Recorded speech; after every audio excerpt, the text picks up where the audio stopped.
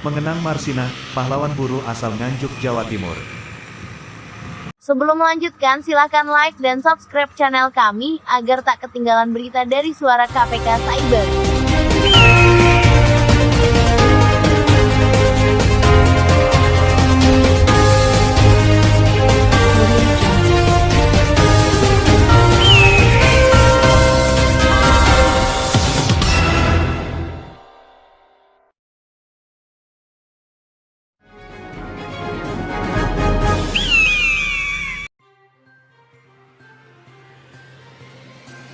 Marsinah lahir di Desa Ngelundo, Kecamatan Sukomoro, Kabupaten Nganjuk pada tanggal 10 April tahun 1969.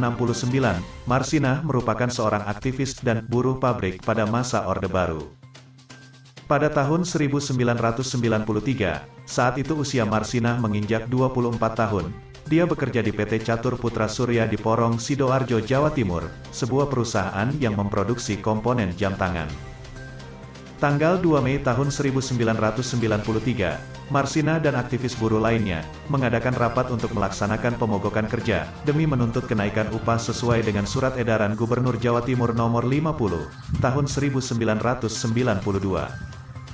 3 Mei, buruh PT Catur Putra Surya Shift 1 sampai dengan Shift 3 melakukan aksi mogok kerja hingga Koramil setempat turun tangan untuk mencegah aksi mereka. Aksi berlanjut, tanggal 4 Mei para buruh mogok total, mereka mengajukan 12 tuntutan.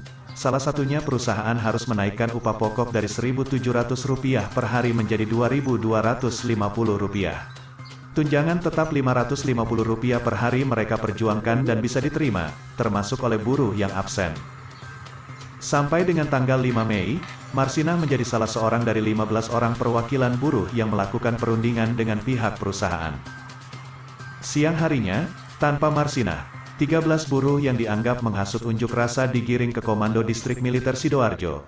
Di tempat itu, mereka dipaksa mengundurkan diri dari PT CPS. Mereka dituduh telah menggelar rapat gelap dan mencegah karyawan masuk kerja. Mendengar rekan-rekannya ditangkap, Marsinah sempat mendatangi Kodim Sidoarjo untuk menanyakan keberadaan rekan-rekannya.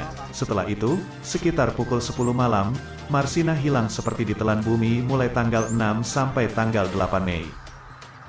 Hingga akhirnya mayatnya ditemukan di sebuah gubuk di hutan Desa Jegong, Kecamatan Wilangan, Kabupaten Nganjuk, sekitar 200 km dari tempat kerjanya, dengan kondisi sangat mengenaskan. Dikutip dari Wikipedia, dua orang yang terlibat dalam otopsi pertama dan kedua jenazah Marsinah, yakni Kepala Bagian Forensik RSUD Dr. Sutomo Surabaya, Profesor Dr. Haru Atmodirono dan Pegawai Kamar Jenazah RSUD Nganjuk, Haryono membeberkan hal yang mengejutkan. Keduanya menyimpulkan, Marsinah tewas akibat penganiayaan berat dengan kerusakan di sekitar alat vital. Diduga Marsinah diperkosa terlebih dahulu, sebelum akhirnya tewas mengenaskan. Kematian yang tragis dari seorang perempuan yang baru berusia 24 tahun kala itu mendapat reaksi keras dari para aktivis dan masyarakat luas.